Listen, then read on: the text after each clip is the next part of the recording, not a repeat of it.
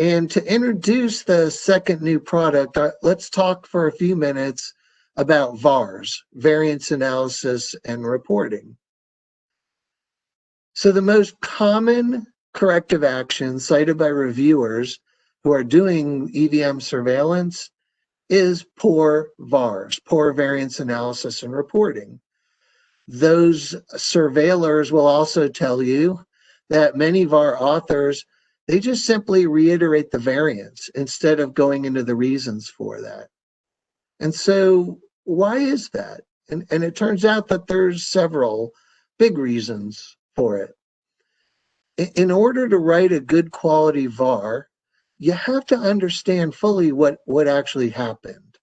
You have to know your who, when, how, and what, but you especially have to know your why. And with respect to the schedule, that why is the problem that we're helping you with this new technology.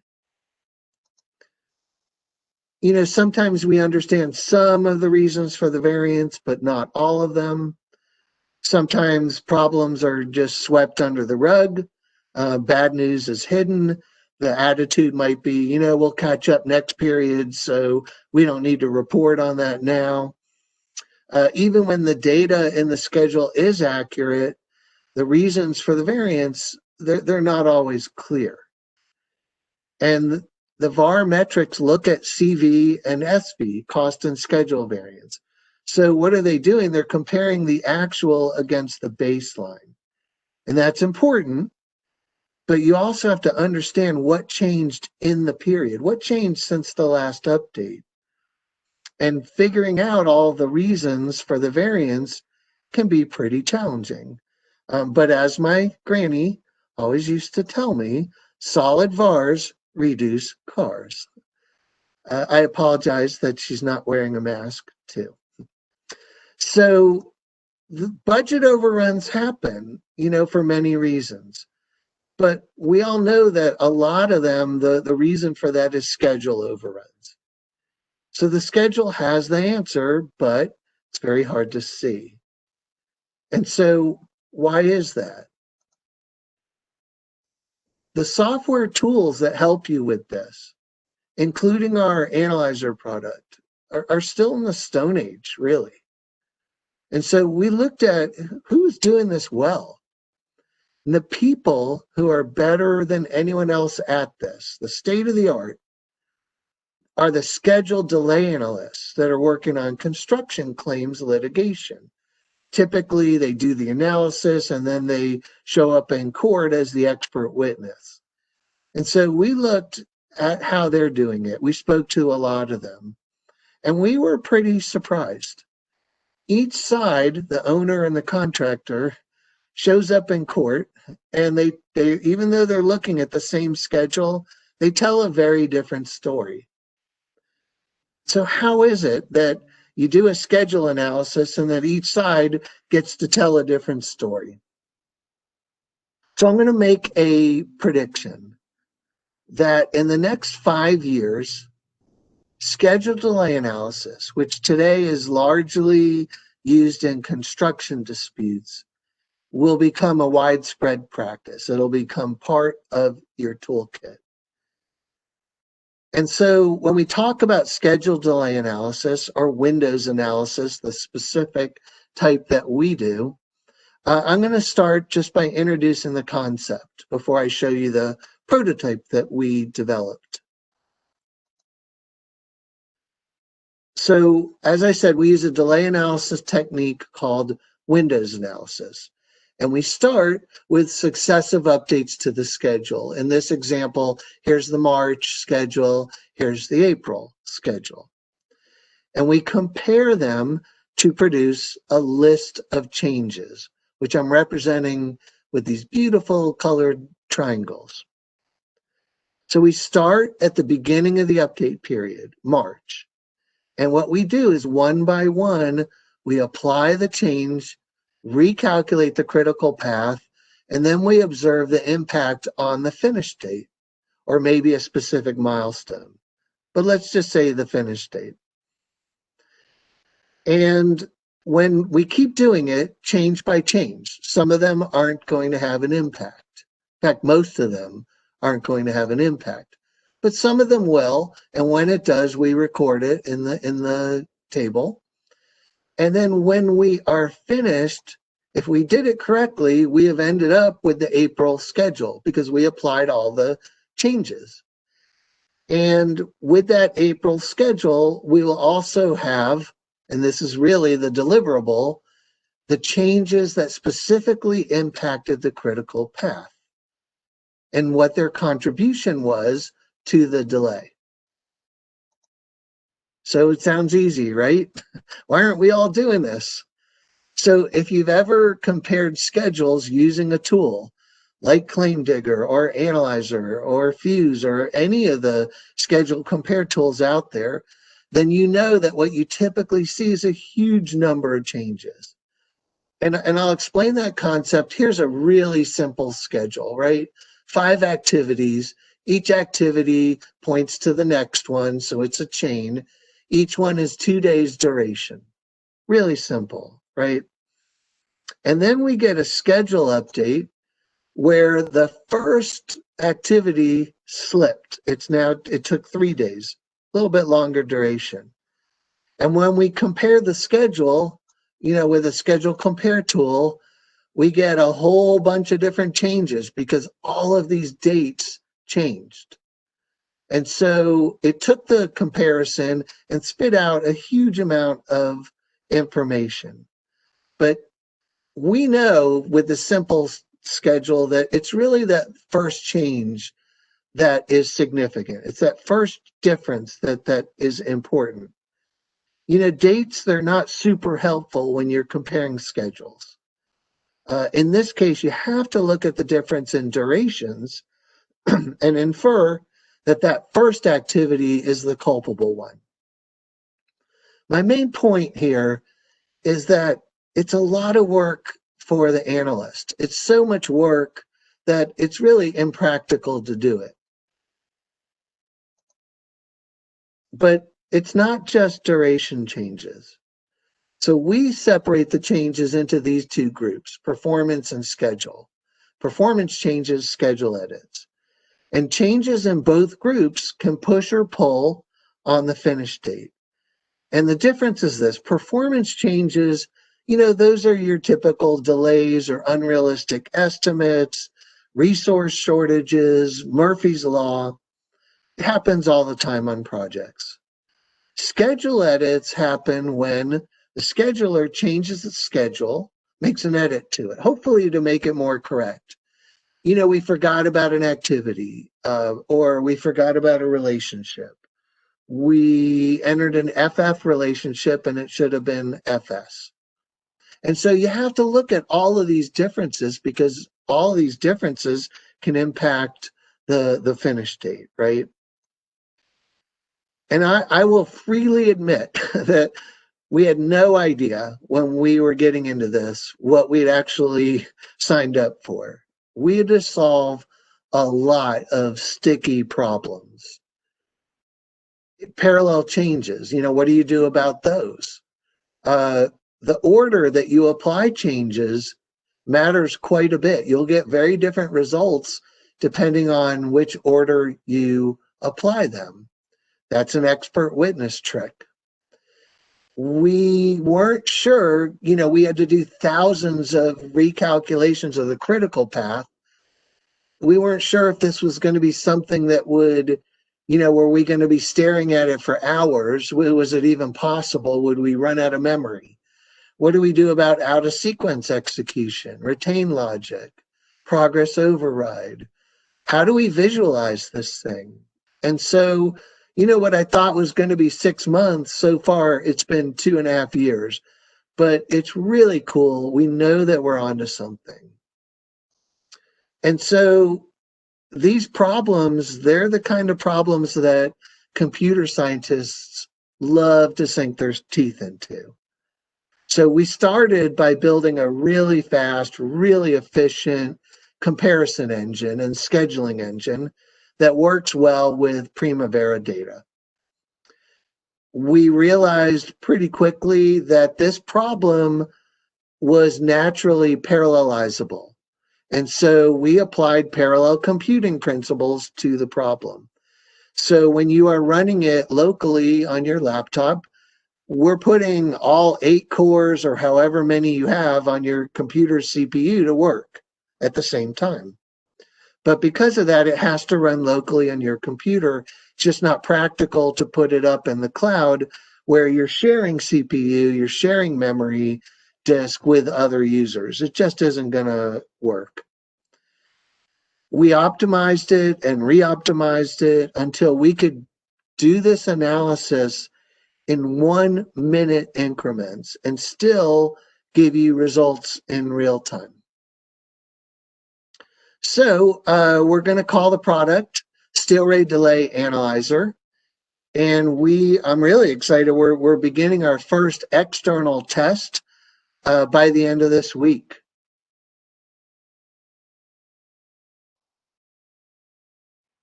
So the software, it performs a delay analysis, a forensic scheduled delay analysis without the bias. And it does it in seconds instead of hours or days. And it also lets you see with your eyes how the critical path changes over time.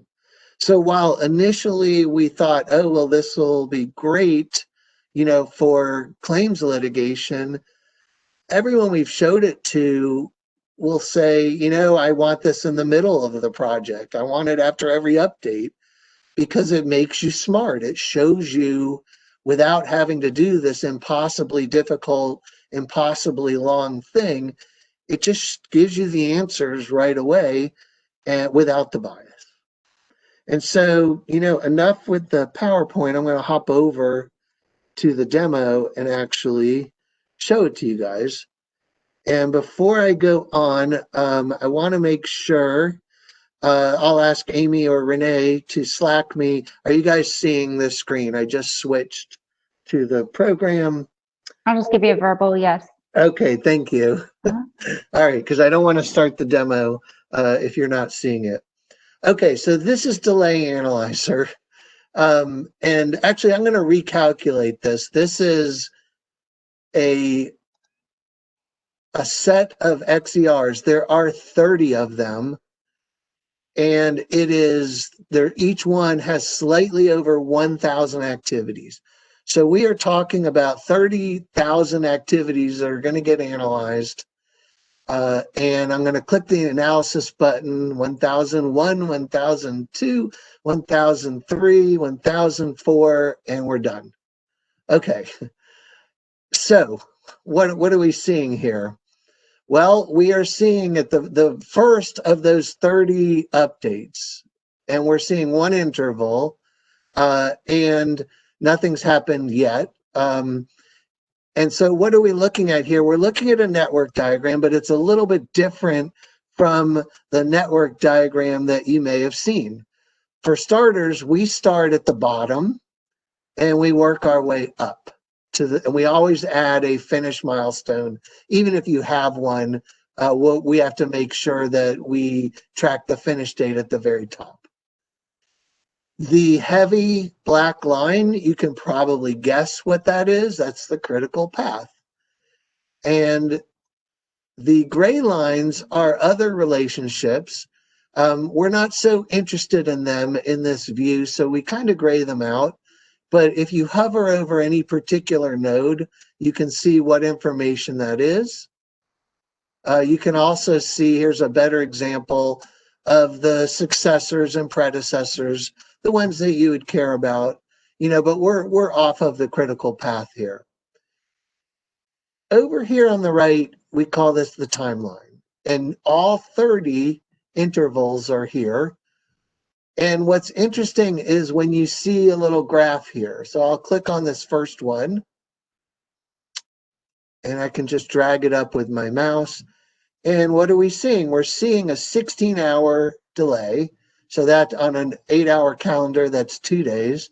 That's causing a 48-hour slip in the finish date. And 48 hours, that's in real time. So that's 2 full days. And you can see that it was postponed, which means it got a late start. Okay, so I'm going to really show you how this thing works with some simple examples first, and then maybe come back to this. So I'm going to open up a really simple example that will explain this to you. I am going to open up, okay, here's a 1 activity schedule, and I'm going to hop over to the Gantt. All right, so here we go. 1 activity, it's called activity A. And over here in this first interval, when I click on it, we've shaded the interval. It goes from Monday at 8 a.m. to Thursday, it looks like 4 p.m. maybe. What I can do, and this is really cool, is I can grab, when I hover over the status bar or the data date, I can click and drag it, and I'm dragging it to the right, and you can see the finish date is moving, and it hasn't started yet. And so what is this jump? Why does it leap over this? It leaps over it because I'm getting to 4 p.m. I can see that right down here. And we're entering non-working time, 4 p.m. until 8 a.m. And so the remaining start or the remaining work on this activity is going to jump over the non-working time. And then I go to the next day, which is Tuesday, and we still haven't got started yet. And I'm going to drag to the right. And let me stop for a second. What's happening here is as I'm dragging, we're recalculating that critical path in real time. And it's not that impressive with 1 activity, I'll grant you that. But you'll see me do this with that 30,000 activity analysis, and it's still pretty quick. So we still haven't got started yet until I get here. And now as I drag to the right, we see gray, which means, okay, this is completed work. And so activity A got a late start and it was pushing the finish date. And now we're proceeding as normal until we get to here. Okay, and what's going on here? We're still slipping, but you can see now that it's the duration that's increased. Of course, I could tell you all of that by just looking down here. I click on this interval, and it's really just giving you the answer here. And when I click here, it's saying it's stalled for 32 hours, and we can drag to the right and see that happening. I'm going to drag this to the left until I get to here. And that's it. So we saw the late start and we saw the increase in duration. We saw the stall. Okay, so I'm going to show you a different example now. Let's look at a chain. And so I am going to open up this one. Okay, so this is a chain that slips. So here's the chain. And it's the same thing. As I drag to the right, so far everything's fine until we get to when A was supposed to finish. And then A doesn't finish, okay, until it slipped by 8 hours. And so now we can see that there's nothing else. We're at the last interval. So I can't even drag this anymore to the right. And why is that? Because the rest of the update, nothing slipped, nothing moved the finish. We're trimming it down, even though each of these dates is different from the beginning of the period. They're not responsible for the slip, so we're not going to show it. We want to boil it down to just what really matters. Okay, another example, we talked about one of the problems was doing parallel delays. So I'm going to show you what that looks like because that's really cool. Okay. And if you can't tell, I really love this stuff. Okay, so here's parallel delay. We have activity B, which is not critical. It's really obvious to see that. And then activity C. And activity C, you can just tell by looking at it, is critical. But when I drag it to the right, so far everything's fine until we get to when B was supposed to finish. But look, B hasn't finished. It's still not critical yet, but it's getting close, right? And then we get to the point where it becomes critical now. And when I drag to the right, sure enough, both B and C, because C is stalling, they're moving the critical path. They're moving that end date. And so what we had was C is critical, then B and C are both critical, and then C is critical. Okay. So this is one of those things that in court, one of them is going to get blamed for it, probably C. But we can see that B had some culpability. And you can see that down here. We'll show you in these intervals. This is no different than what you would get if you did the delay analysis. Although if the delay analysis was done, one side is going to probably apply C and point to B being the culprit, and B is going to point to C. So this just gives you an objective view of it. And it's hard to see if I hop over to the network, but you can see now there's two black lines here between there's activity C, which goes to D, and B, which goes to D. So this is a point at which they both become critical, and we're showing you that with the annotations. Okay, let's do one more simple one. Let's do a calendar change. Okay, so look, when I jump into the Gantt and I drag this to the right, you know, the finish date's going to move, right? But the clue we know that, and we can see that plumbing, which is right here, A1010, plumbing is the one that seems to be growing, right? So we can see that much. Electrical doesn't seem to be a problem. But the real clue is, and I always look at the bottom, this is where we group our schedule edits, because we don't know when they happened in this interval, so we just put them at the end. But look at that. It went from a 5-day to an MWF, which I am assuming is Monday, Wednesday, Friday, or a 3-day calendar. And sure enough, it's that plumbing activity that slipped. So calendar edits, that's one of the things that's really hard to see.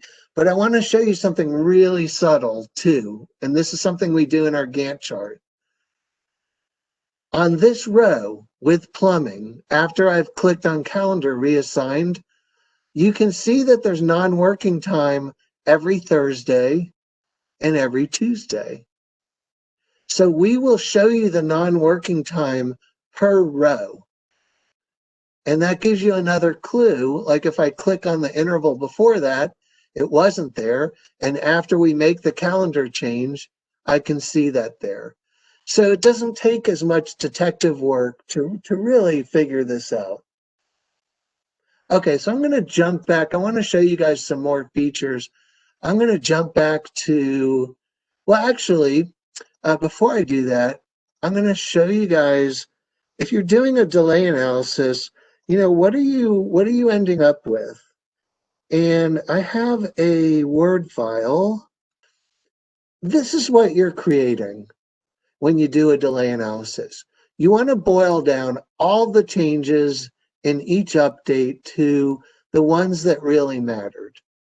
And it looks like, oh, this is so simple, this is so easy to do, and it's not. It's really, really hard. This is what our tool is helping you produce. Okay, so I'm going to jump back into Delay Analyzer. And I'm going to open up I'll open up that particular schedule. So here we have, there's a baseline November 2nd, and then I see an update in January and February and December, pretty much instant. And here is the critical path. And I'm just going to click the down arrow here, and we can just see interval by interval the delays that are happening. And we also can see things getting done. So far, there hasn't been much of a change to the critical path, but okay, well, this one here, I'll point this out. If you look at the bottom right, we see that there was a finish to start relationship removed. There was a new activity added called OSHA compliance, and it was stuck in the middle. Okay, but so the critical path technically changed because 8005 got stuck in the middle of two activities. Probably they were surprised by that. You don't usually know when OSHA is going to pay a call. And I can see here, though, that the project finish date was unaffected. Okay. And other changes were pretty significant. We have duration forecast changed here. It went from 40 weeks to 55 weeks. You get a complete analysis, and then you can produce that Word file that I showed you guys. So now I'm going to really show off some really cool features. And so I'm going to open up this giant schedule data set. Okay, so first of all, I'm going to scroll it off screen and show you guys something. Let's say, I'm down in the middle of it somewhere, and we've got here an activity CMS 1000. Well, I don't want to go look for, I don't know where that is. So all I do is click on it, and we will automatically do a search for you. It stuck it up here, and it centers it for you, and it highlights it for you. Really cool. It's a nice thing to be able to get to it really quickly. I showed you that you can hover over nodes. Here's a chain with 4 activities in it, and we're showing you the start, the finish date, the duration, how long it took. If I did want to find something, I could obviously search in here. So let's say I do want, or I could type it in, but so there's multiple ways to get to your data. What if I wanted to look at this particular, well, actually, let's find a different one. Here we go. What if I want this SOG port 2, but I want it in the Gantt? Now I could hop over to the Gantt and click on it down here, but here's an even faster way. I hold the control key down and double click, jumps into the Gantt. It scales it for me so it looks about the size that I'd want it at, and centers it for me. And we hold the control key down. We can use the mouse wheel to zoom out or in if we don't like the scale that Steelray chose for you. Here's an example of different calendars, right? Whatever this row is has working time when this row above it does not. So very cool feature able to do that. Okay, let me jump back though into the network diagram. We're looking at the critical path, right? One of the cool things is I might want to see near critical. And so up here, so up here, I can click this near critical checkbox, and it shows 0 days of float, which of course is critical. What if I wanted to make near critical 5 days? I just drag this to the right, and Delay Analyzer is recalculating the critical path, and it's showing you that's what these yellow lines are for. It is showing you near critical in real time to whatever threshold you want to set. If I start dragging it to the right, you're getting a lot more that's yellow. I don't know how helpful that is, but look, like 2 or 3 days, you can certainly look now and see what parts of the schedule are pretty close to critical. So that's pretty cool. And the other thing is we give you different ways to color it. So Down here, we have a legend, and right now I'm not using any colors. But if I click on this, I can pick work breakdown structure. Now everything is the same color, this mustard brown, because we're just at the top of the work breakdown structure. But I can dig into it, and I'm going to go maybe a couple levels deep to, let's say, vertical construction. And now I'm seeing everything under vertical construction color keyed. And so what's really cool is based on this color, I can see that over here, what's critical is building D right here, because that's the same color. Over here, not critical, are these other, the east courtyard, the parking garage, the pool courtyard. And then, later on in the project, I can certainly see, look, all this stuff has been finished. That's what the hollowed out nodes mean. And here's what's remaining.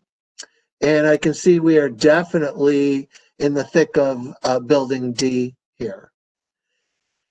So we're giving you the ability to visualize the critical path, visualize how it's changing.